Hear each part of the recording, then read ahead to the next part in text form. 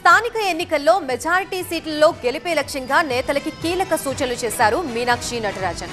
జానారెడ్డిపై గతంలో చేసిన వ్యాఖ్యలపై క్లారిటీ ఇచ్చారు రాజగోపాల్ రెడ్డి.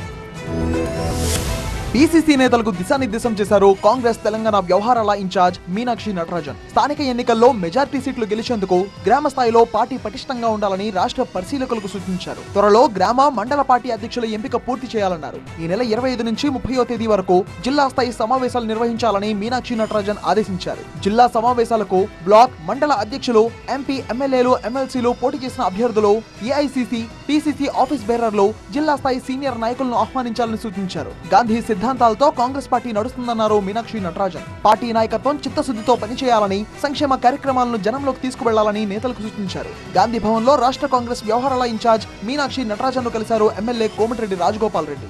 జానారెడ్డిపై గతంలో చేసిన వ్యాఖ్యలపై క్లారిటీ ఇచ్చారు రాజగోపాల్ రెడ్డి. జానారెడ్డి గారు లేక ఇచ్చేది లేకుండే అన్నట్టు అంతే తప్ప నేను వ్యక్తిగతంగా జానారెడ్డి గారు అంటే నాకు చాలా గౌరవం ఉంది. మా జిల్లా నాయకుడు కాబట్టి నేను ఎక్కువ మాట్లాడదలుచుకోలేదు. మరోవైపు అందుబాటులో ఉన్న ఎంపీలతో మీనాక్షి నటరాజన్ 1-to-1 నిర్వహించారు. ప్రభుత్వ కార్యక్రమాల అమలుపై చర్చించారు.